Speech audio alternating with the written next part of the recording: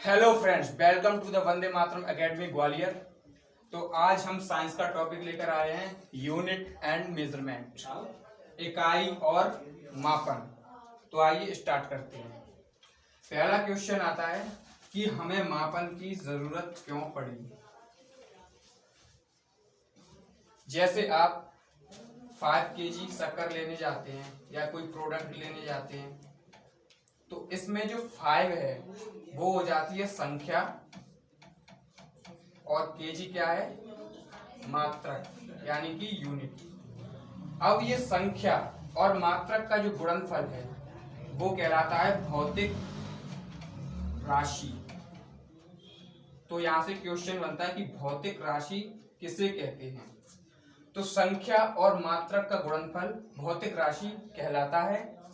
यहाँ जो भौतिक राशि है वो द्रव्यमान है, क्योंकि द्रव्यमान का जो मात्रक है क्या होगा, किलोग्राम। ओके, आगे बढ़ते हैं। इसके बाद क्या होता है भारत में या अदर कंट्री में, अरे जैसे हमारे यहाँ लंबाई का मात्रक मीटर है, बट अदर कंट्री में लंबाई का मात्रक कुछ और भी मानते हैं, या हमारे यहाँ द्रव्यमान का मात्रक केजी है, अदर कंट्री में और कुछ हो सकता है, या ग्राम भी मानते थे, इसको सेंटीमीटर मानते थे। लेकिन जब हम प्रोडक्ट को एक्सपोर्ट इंपोर्ट करते हैं तो इन मापन में कुछ प्रॉब्लम आती है। तो इस प्रॉब्लम को सॉल्व करने के लिए हमने या सभी देशों ने मिलकर एसआई यूनिट बनाई, जिसको सभी स्टैंडर्ड वैल्यू मानेंगे और इसी के आधार पर सामान को एक्सपोर्ट और इंपोर्ट करेंगे। तो फ्रेंड्स आगे बढ़ते हैं। अब आता है कि मात्रक किसे कहते हैं, यानी कि यूनिट। यूनिट वह मानक मान, वह स्टैंडर्ड वैल्यू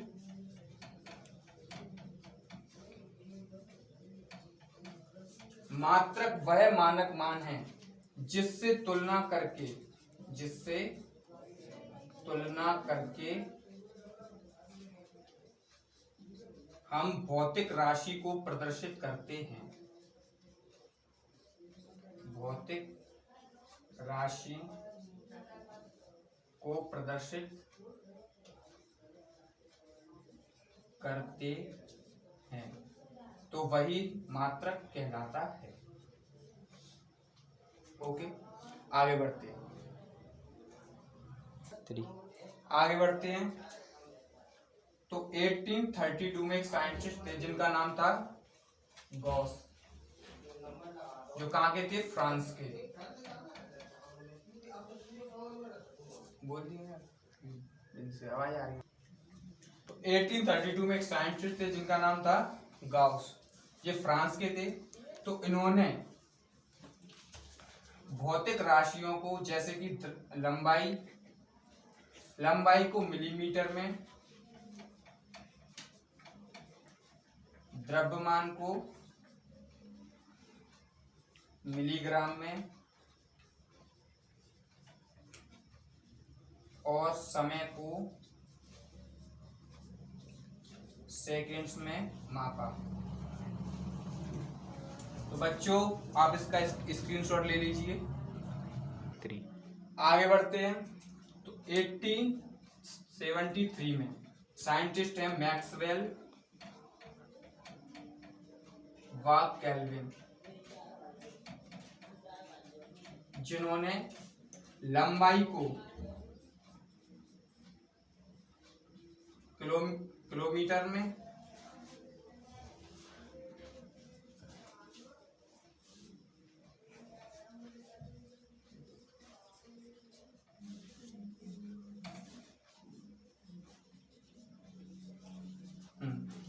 द्रव्यमान को ग्राम में, समय को सेकंड में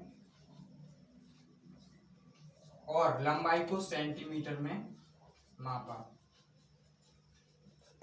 इस तरह से बना CGS। इसी सिस्टम को कहते हैं CGS सिस्टम।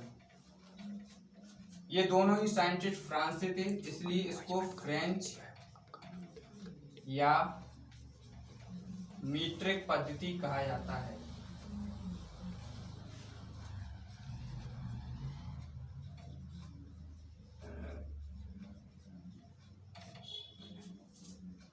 इसकी शॉट ले लीजिए। इसके बाद आता है FPS सिस्टम। F का मतलब फुट, P यानी कि पाउंड और S यानी कि सेकेंड। यहाँ पे जो सेकेंड है ये किसका मात्रक है? समय का, पाउंड द्रव्यमान का और फुट लंबाई का। इसी सिस्टम को ब्रिटिश पद्धति भी कहते हैं, ब्रिटिश पद्धति।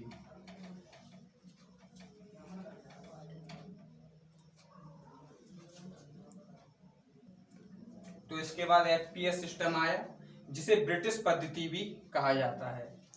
इसमें F का अर्थ है फुट, यानी कि फुट किसका मात्रक है? लंबाई का। पाउंड किसका मात्रक है? द्रव्यमान का।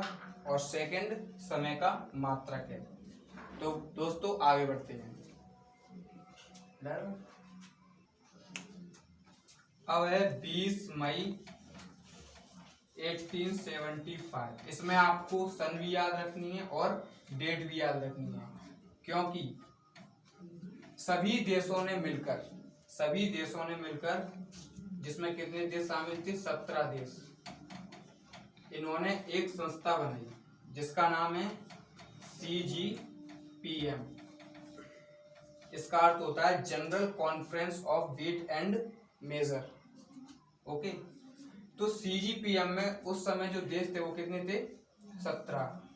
इस संस्था में वर्तमान में 58 देश शामिल हैं। इस संस्था को बनाने का उद्देश्य क्या था? कि SI यूनिट बनाना, जो सभी देशों के लिए एक स्टैंडर्ड वैल्यू हो।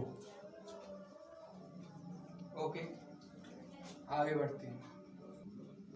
आपको ये भी याद रखना है कि जो CGPM है, इसका जो हेडक्वार्टर है वो कहां पर है? पेरिस में। और इसकी जो पहली बैठक हुई थी वो हुई थी 1889 में। पेरिस में इसकी बैठक होती है। और इसकी कुछ मोस्ट इम्पोर्टेंट बैठक याद रखनी है, जैसे इसकी 11वीं बैठक जो 1960 में हुई थी फ्रांस की राजधानी पेरिस में। और यहाँ इन्होंने 6 मूल मात्रकों को माना था। 6 मूल मात्रकों को माना एवं SI पद्धति लागू हुई। अब SI पद्धति में होता क्या है? यह एक MKS पद्धति का ही रूप है। MKS यानी कि देखो, लंबाई का मात्रक मीटर, द्रव्यमान का मात्रक किलोग्राम और समय का मात्रक सेकंड। लेकिन आपने एक चीज नोटिस की होगी कि कोई भी पद्धति हो, चाहे CGS हो, FPS हो या MKS हो, सब में एक का जो मात्रक है वो समान है। जैसे कि सेकंड्स, समय का मात्रक सेकंड सभी पद्धतियों में समान है और बाकी चेंज होते रहते हैं। इसके बाद 14वीं बैठक होती है 1971 में। यहाँ पर इन्होंने 7वां मूल मात्रक जोड़ा।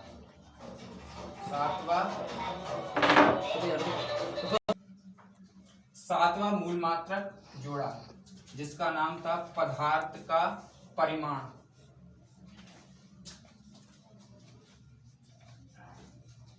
पदार्थ का परिमाण, जिसकी यूनिट क्या होती है? मोल। तो बच्चों आप इसका स्क्रीनशॉट ले लीजिए। चलो आगे बढ़ते हैं।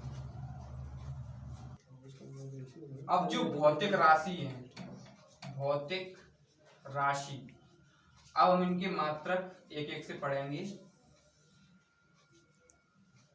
जो किस पे है, निर्भरता के आधार पर होगा, एक निर्भरता के आधार पर, और एक होता है मूल मात्रक। मूल मात्रक, मूल मात्रक से जो मात्रक बनते हैं वही निर्भरता के आधार पर कहलाता है व्युत्पन्न मात्रक। तो याद रखना है जो मूल मात्रक है इनकी संख्या 7 होती है। पहला लंबाई, जिसका मात्रक क्या है, मीटर। ये हम एसआई यूनिट में पढ़ रहे हैं। दूसरा होता है द्रव्यमान, जिसका मात्रक है किलोग्राम। तीसरा होता है समय, जिसका मात्रक है सेकंड। चौथा तापमान, जिसका मात्रक है केल्विन।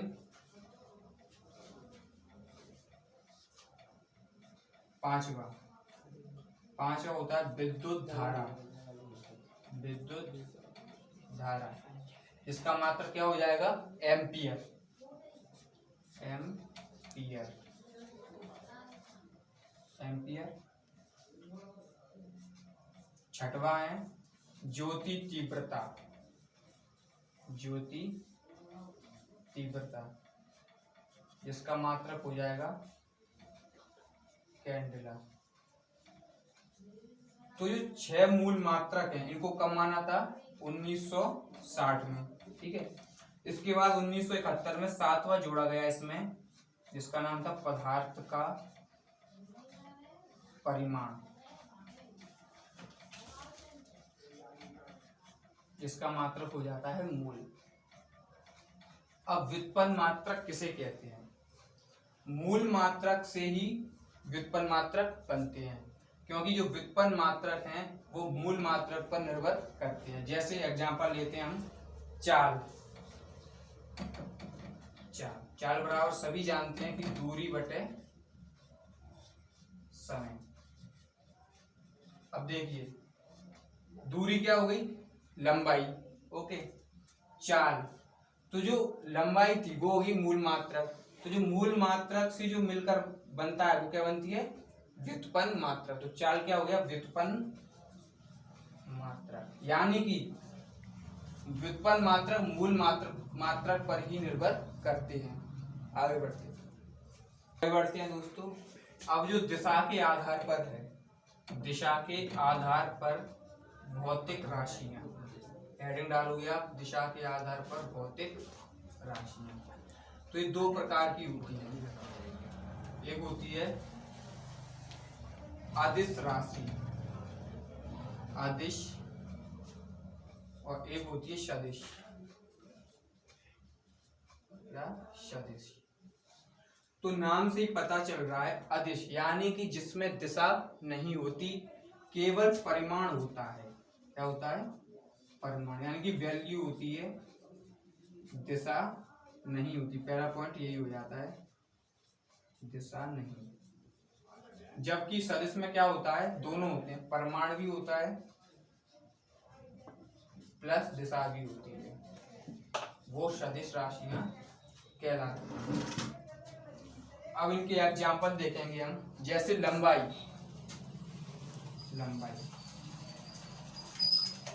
लंबाई क्या है, अदिश राशि। तापमान भी अदिश राशि है। जब आप किसी चीज का टेम्परेचर नापते हैं, जैसे हमारा ही टेम्परेचर होता है 37 डिग्री सेल्सियस, तो आपने कभी सुना है कि इसकी कोई दिशा होती है कि पूर्व दिशा में 37 डिग्री सेल्सियस? नहीं, इसलिए क्या है, ये अदिश राशि है। ऐसे ही होता है द्रव्यमान, इनकी कोई दिशा नहीं होती, केवल परिमाण होते हैं इनके, ओके। ऐसे ही शक्ति, और भी एग्जाम्पल हैं दाब और समय। जबकि सदिश में आ जाएगा आपका बल। अब देखिए बल में परिमाण भी होता है, दिशा भी होता है। जैसे F बल का फॉर्मूला होता है F बराबर ma, यही होता है। अब इसमें देखो ये द्रव्यमान है, द्रव्यमान और त्वरण का जो गुणनफल है वो क्या कहलाता है, बल कहलाता है। ऐसे ही वेग हो जाएगा, वेग, वेग भी क्या है, सदिश राशि है। ओके, और कोणीय वेग,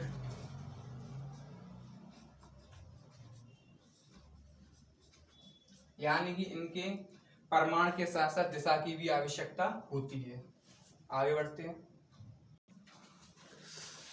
देखो यार दोस्तों, बोर मत होना, अभी क्लास लंबी चलेगी, इसलिए आपको बिल्कुल लास्ट तक साथ देना है। ओके, तो आगे बढ़ते हैं अपन लंबाई के कुछ मात्रक पढ़ते हैं। लंबाई के मात्रक, जैसे 1 किलोमीटर कितने मीटर के बराबर होता है, ये आपको नोट करते रहना है साथ में। ये होता है 1000 मीटर। ओके, इसके बाद आपने सुना होगा एक नॉटिकल मील। एक नॉटिकल मील जो समुद्र में लंबाई को मापता है, इसकी वैल्यू होती है 1.8 किलोमीटर। ओके, इसके बाद आप नोट करोगे एक मील। एक मील होता है 1.6 किलोमीटर। ओके, अब हेडिंग डालते हैं अपन खगोलीय, जो लंबाई का ही मात्रक है, खगोलीय इकाई। खगोलीय इकाई किसे कहते हैं, सूर्य और पृथ्वी के जो बीच की दूरी है, सूर्य और पृथ्वी के बीच की जो दूरी है वो क्या कहलाती है, एक एस्ट्रोनॉमिकल यूनिट, यानी कि एक खगोलीय इकाई कहलाती है, जिसकी वैल्यू होती है 1.495 इंटू 10⁻11 मीटर। इसकी एक और अन्य यूनिट होती है जो दूरी की सबसे बड़ी इकाई है, जिसे हम कहते हैं एक पारसेक। क्या, एक पारसेक। ये मोस्ट इंपोर्टेंट है, इस पे 3 स्टार लगा लेना। ये दूरी की सबसे बड़ी इकाई है, दूरी की सबसे बड़ी इकाई। क्वेश्चन आता है इस पे कि दूरी की सबसे बड़ी इकाई कौन सी है। ऑप्शन आते हैं पारसेक है, कि खगोलीय यूनिट है, या फिर एक प्रकाश वर्ष है। तो आपको क्या लगाना है, एक पारसेक। ओके, आगे बढ़ते हैं। तो आगे बढ़ते हैं, जो लंबाई का एक और मात्रक है जिसे हम कहते हैं एक प्रकाश वर्ष। एक प्रकाश वर्ष, एक प्रकाश वर्ष किसे कहते हैं, एक वर्ष में प्रकाश द्वारा तय की गई दूरी एक प्रकाश वर्ष कहलाती है, जिसकी वैल्यू होती है 9.46 इंटू 10⁻15 मीटर। अब यहाँ पे एक और घुमा के क्वेश्चन देता है वो। अब यहाँ पे एक और देता है 9.46 इंटू, या बोल दे पेंटा, ये भी आ सकता है, क्योंकि एक पेंटा बराबर होता है 10⁻15 मीटर के। ओके, यहाँ पे वो एक और दे सकता है किलोमीटर में चेंज करके, तो इसको अपन चेंज कर लेंगे। 9.46 इंटू 10⁻, मीटर से किलोमीटर में चेंज करने के लिए हम 1000 से भाग देते हैं, तो जो हो जाता है 10⁻15 माइनस 3, इसको लिखेंगे हम 9.46 इंटू 10⁻15 किलोमीटर। ओके, आगे बढ़ते हैं। आप एक नोट पॉइंट और लिखना, जो एक पारसेक होता है वो किसके बराबर होता है? 3.08 इंटू 10⁻16 मीटर। अब आप सेंटीमीटर किलोमीटर इसमें चेंज कर सकते हैं। ओके, और यहाँ वो पूछ लेगा जो एक पारसेक है वो कितने प्रकाश वर्ष के बराबर होगा। तो ये होता है 3.26। ओके, अच्छा एक पारसेक कहते किसे हैं? यहाँ पे मान लो यहाँ पे पृथ्वी, ओके, यहाँ पे है सूर्य और यहाँ पे कोई अन्य तारा है, स्टार। सूर्य भी एक तारा है, ठीक। तो